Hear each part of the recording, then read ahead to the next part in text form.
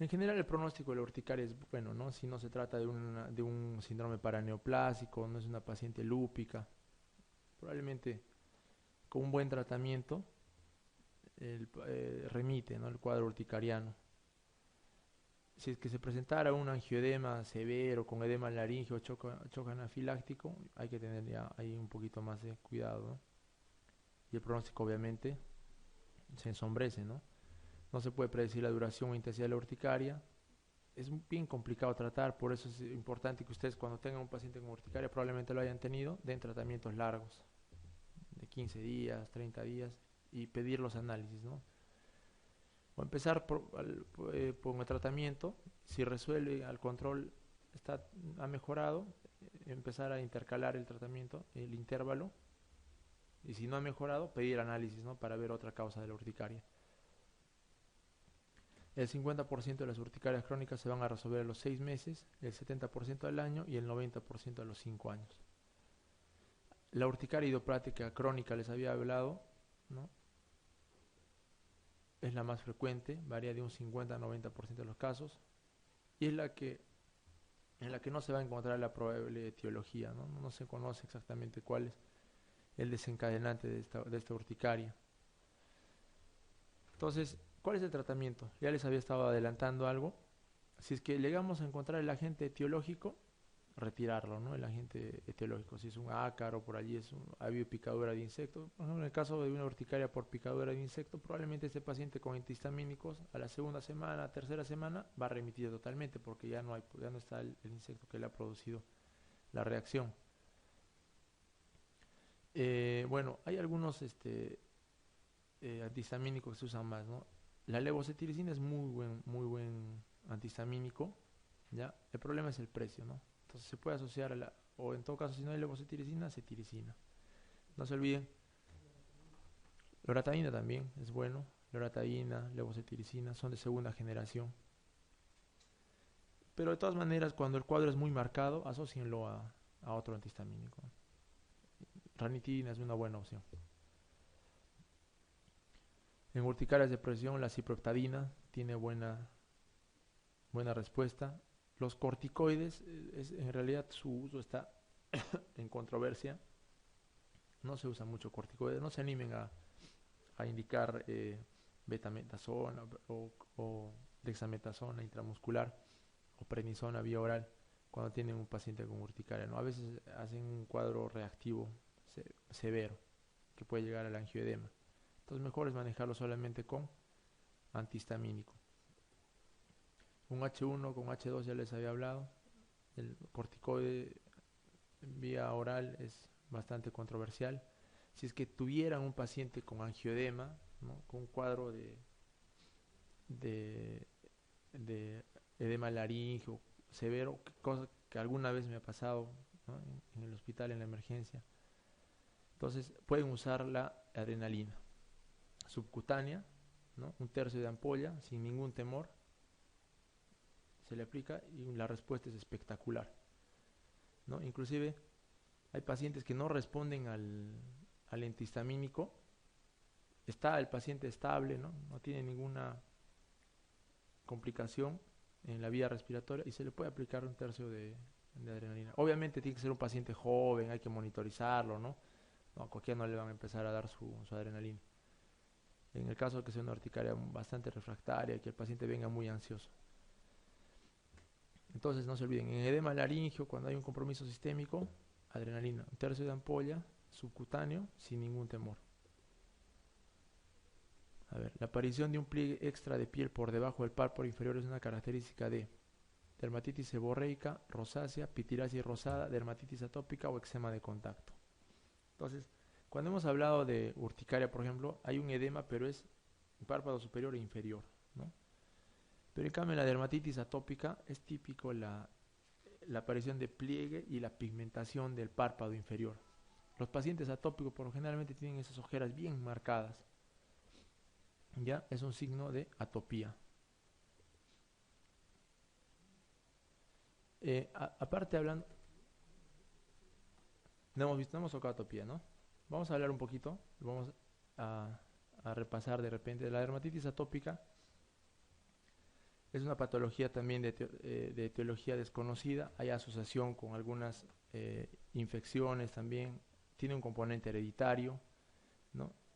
Que generalmente afecta a niños menores de 3 años, ¿ya? Pero mayores de 6 meses. Entonces, no se habla de dermatitis atópica en neonatos, en niños de 2 meses, 3 meses, no, mayores de 6 meses. Característicamente son niños que presentan prurito y lesiones polimorfas, principalmente en zonas extensoras, ¿no? En pliegues de miembros inferiores, de miembros superiores, ¿no? Como les había manifestado, el edema típico en párpado inferior con pigmentación, con una hiperpigmentación de párpado inferior, es característico de los pacientes atópicos. El tratamiento en dermatitis atópica se puede presentar en adultos, ojo, no necesariamente es en niños, pero más frecuentemente en niños. El tratamiento es básicamente con corticoides tópicos, ¿ya? Corticoides tópicos.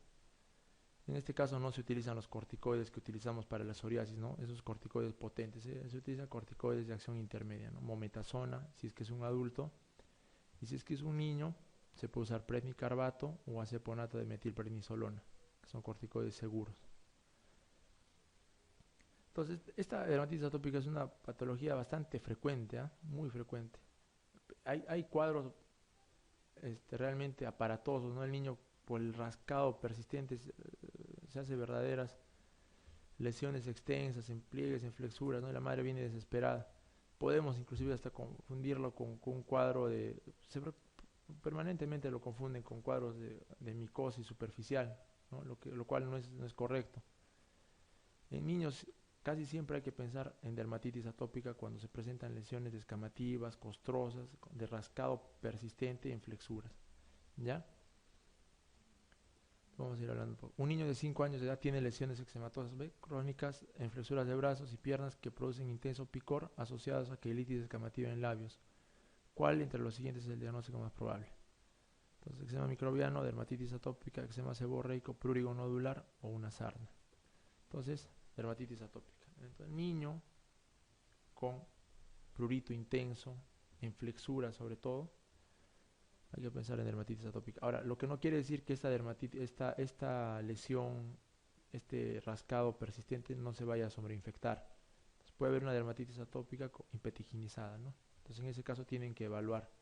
Habíamos dicho que característicamente cuando en una lesión está estreptococo o estafilococo, puede presentarse con cosas melicéricas, ¿no? Entonces, inmediatamente se le da su tratamiento antibiótico y asociado o a los 3 o 4 días luego que remita la infección cutánea, recién aplicar corticoides, ¿no? Si no exacerbamos el cuadro.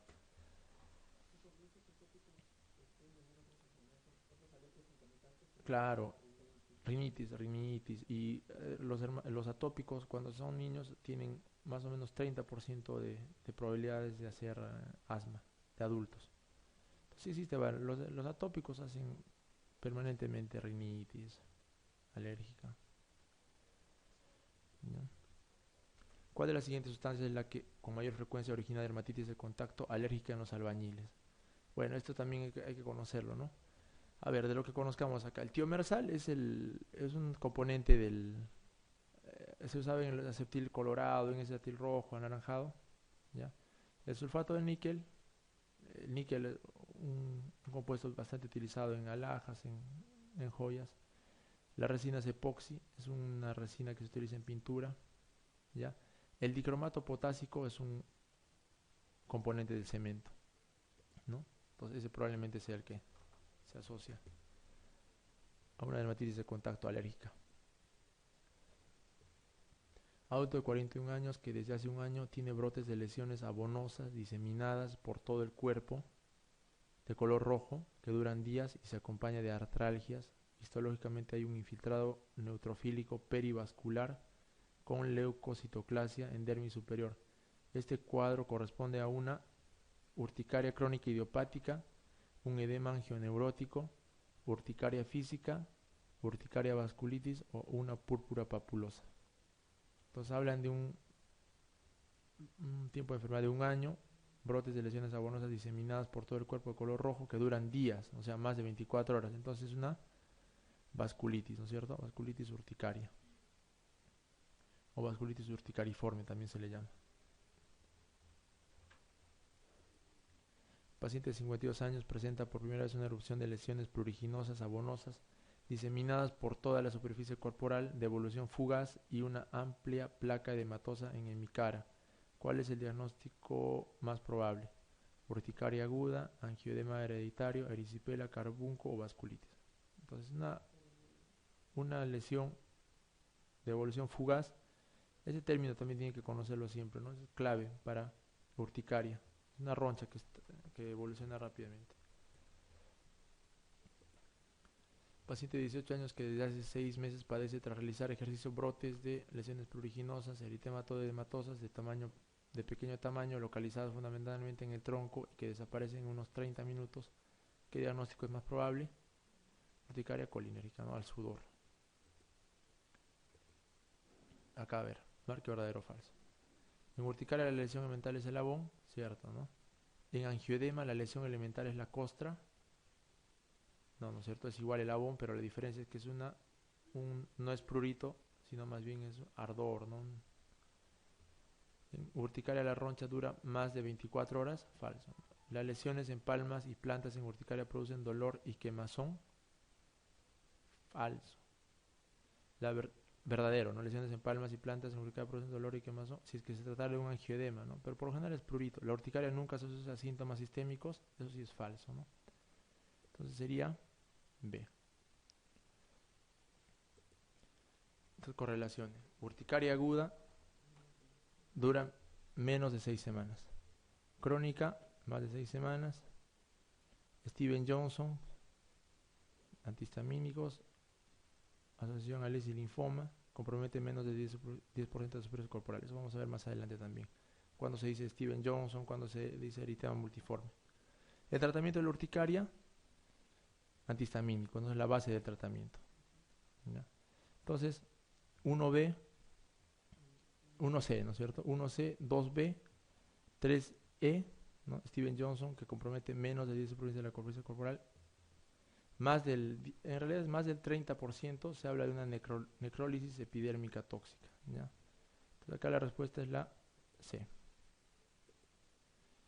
Ya, para terminar, vamos a hablar del eritema multiforme y eritema nodoso, que también entra con frecuencia en los exámenes. Entonces, en eritema multiforme lo que hay que saber es que son lesiones igualmente en diana, ¿no? Similares a las de la pitiriasis rosada, de bordes elevados, centro deprimido. Muchas veces en el centro deprimido la lesión puede convertirse en una ampolla. Existe un eritema multiforme menor, un eritema multiforme mayor, una forma severa de eritema multiforme que se llama Steven Johnson y otra más severa que es una necrólisis epidermolítica. ¿Ya? Entonces el eritema multiforme puede ser la respuesta a cualquier desencadenante, así como es en la urticaria, ¿no? Es una reacción clínica e histológica bastante característica de curso agudo y autolimitado, con sintomatología cutánea, mucosa y morfología variada. Por eso es su nombre, ¿no? Multiforme. Puede ser placa, puede ser eritema nada más, y puede inclusive haber hasta ampolla. Miren, el virus más asociado a eritema multiforme es el virus de herpes simple, ¿ya? Aunque puede presentarse también con mononucleosis. Algunas bacterias pueden desencadenar un eritema multiforme. Fármacos también, alopurinol, barbitúricos, carbamazepina, AINES. Entonces lo que es más frecuente es el eritema multiforme menor, ¿ya? Se caracteriza por lesiones maculopapulares pequeñas, no mayores de 2 centímetros, que muestran alteraciones concéntricas en su morfología o color, dando una imagen característica indiana. Es semejante, parece una escarapela. Cuando hay formas intensas, como les había manifestado, pueden presentar una vesícula en el anillo marginal, que se denomina herpes iris de Bateman. ¿Ya? La afectación de mucosas en el eritema multiforme menor no debe darse. Cuando hay afectación de mucosas, más de 2 mucosas, se habla de eritema multiforme mayor. Es la diferencia entre un eritema multiforme menor y un eritema multiforme mayor. El eritema multiforme mayor antes lo llamaban Steven Johnson, pero ahora se sabe que es una patología distinta. Este eritema multiforme mayor, no se olviden, afecta al menos 2 mucosas. Eso es lo que tienen que dejar que grabar ustedes, ¿no? Que tienen que tenerlo bien claro. Cuando afecta más de 2 mucosas se habla de un eritema multiforme mayor. Cuando no hay afectación de mucosas, eritema multiforme menor. Ya le voy a mostrar las imágenes de cómo se ve el eritema multiforme clínicamente. Entonces, eritema multiforme mayor y menor son formas leves, digamos, de este eritema multiforme. Las formas severas hablan del síndrome de Steven-Johnson y de la necrólisis epidérmica tóxica. Nuevamente, en el eritema multiforme menor no hay afectación de mucosas y en el mayor va a haber afectación de 2 o más mucosas. No, este, por ejemplo, es un eritema multiforme mayor. Miren, lesiones rojas, elevadas, que comprometen mucosas, ¿no? Pueden presentar ampollas inclusive por acá. ¿Vemos? Miren esta lesión en diana. Una lesión eritematosa, de bordes bien delimitados, centro deprimido. Esta es más clara todavía, ¿no? Una lesión en diana con centro deprimido. Entonces, eritema multiforme. El tratamiento del eritema multiforme es consintomático generalmente porque por general al remitir el cuadro infeccioso que ha desencadenado o al retirar el fármaco que lo ha desencadenado, va a remitir el cuadro del eritema multiforme. La asociación más frecuente que se ha visto de eritema multiforme, no se olviden, es el virus de herpes simple. Eso podrían preguntar por ahí. El síndrome de Steven-Johnson, lo habrán escuchado alguna vez, es un cuadro severo, ¿no?, de respuesta cutánea que va a caracterizarse por un inicio abrupto, va a presentarse fiebre y las lesiones son semejantes al eritema multiforme mayor, o sea, es decir, va a presentar lesiones en diana, pero en este caso va a haber ampollas, ¿no? Y en algunas de las ampollas va a haber necrosis y va a afectar casi a todas las mucosas, ¿no? Y las úlceras del síndrome de Steven-Johnson ya son más aparatosas. En pacientes con HIV o lupus, este síndrome de Steven-Johnson es más marcado, ¿no? Y al igual que en el eritema multiforme, está asociado a algunos medicamentos, ¿no? Miren, compromiso ocular, mucosa oral, igual, miren, un compromiso serio, ¿no?, de la mucosa oral. Miren las lesiones en diana. Entonces, es un eritema multiforme. ¿Por qué encontramos lesiones en diana? Encontramos, miren estas lesiones en placa. Varias formas de presentación. Igual acá, este es más claro todavía. Ampollas. En este caso ya sería un Steven-Johnson, pero habría que ver, ¿no?, si tiene compromiso mucoso. Entonces, la forma más severa de respuesta de estos eritemas multiformes, ¿no?, de reacción cutánea, viene a ser la necrólisis epidérmica tóxica. También se conoce como síndrome de Lyell. Es poco frecuente, ¿no?, muy raro, y más o menos corresponde histopatológicamente, clínicamente, como una quemadura de segundo y hasta tercer grado. ¿Ya? Su mortalidad es alta, yo diría más del 30%. Y la diferencia con el Steven-Johnson es la superficie corporal de afectación. Más del 30% de afectación es una necrólisis epidérmica tóxica y menos del 10% un Steven-Johnson. Pero ojo, tiene que haber necrosis, ¿no es cierto? Si solamente hay eritema, hay placas eritematosas, ampollas, no hay necrosis, entonces es un Steven-Johnson por más que comprometa más del 10%. ¿Ya? En este caso se le trata como un quemado, ¿no?, como un gran quemado. En estos casos se utiliza ciclosporina, retirando obviamente el desencadenante del cuadro. Miren, por ejemplo, en este caso ya obviamente que esto se trata de una necrólisis epidérmica tóxica, ¿no?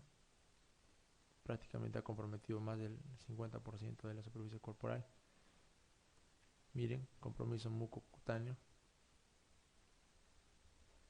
Es como si fuera un quemado. Exactamente lo mismo. En este caso, ¿dónde creen que se encuentra la ampolla? ¿En la intraepidérmica o subepidérmica? subepidérmica, ¿no es cierto? Porque hay sangrado ya. Efectivamente, pues la necrólisis epidérmica tóxica, la eritema multiforme, también es una ampolla subepidérmica. A ver, vamos a hacer una pregunta. Respecto a la necrólisis epidérmica tóxica o síndrome de Lyell, es falso. ¿Suele existir antecedentes de ingesta de fármacos? Puede haber, ¿no? La clínica consiste en aparición brusca de ampollas flácidas y confluentes que dejan áreas de piel sana. Puede ser. La afectación de mucosas es constante y severa también. Los corticoides son un tratamiento indiscutible y muy eficaz. Esto no es cierto porque hemos visto que ciclosporina se puede usar, ¿no? Y retirar el agente desencadenante. Y hay un despegamiento de la subepidermis, sí lo hemos visto también. En el eritema multiforme menor la lesión característica es en diana, ¿no es cierto? Hemos visto, o es un abo.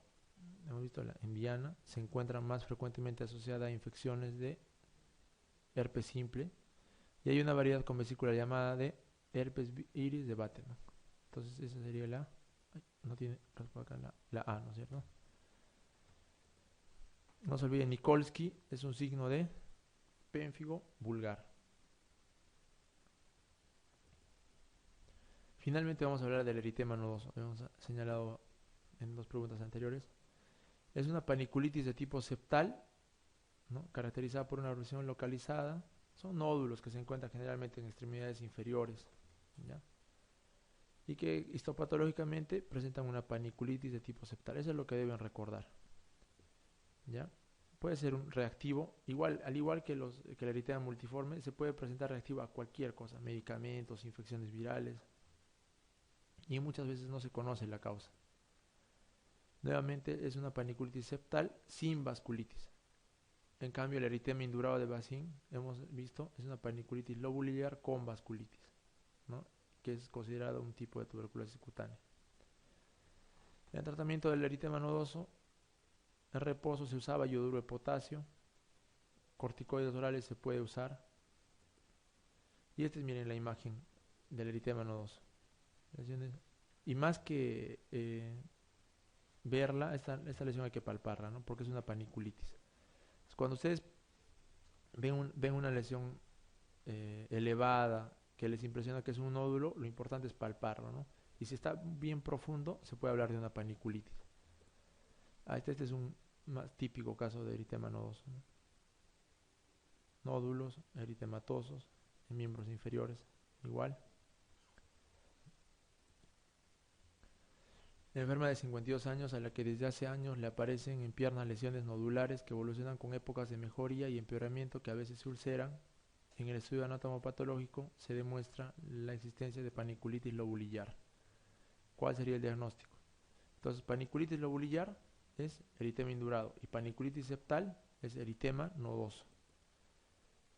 Entonces, la respuesta, paniculitis lobulillar, eritema indurado de Basin. El eritema nodoso, la anatomía patológica se caracteriza por paniculitis septal.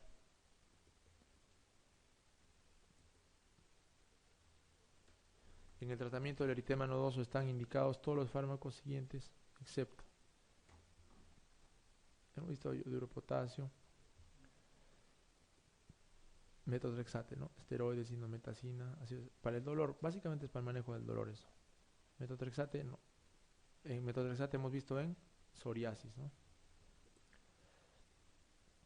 El eritema indurado de Basin es una paniculitis lobulillar con vasculitis o sin vasculitis, porque hay dos alternativas.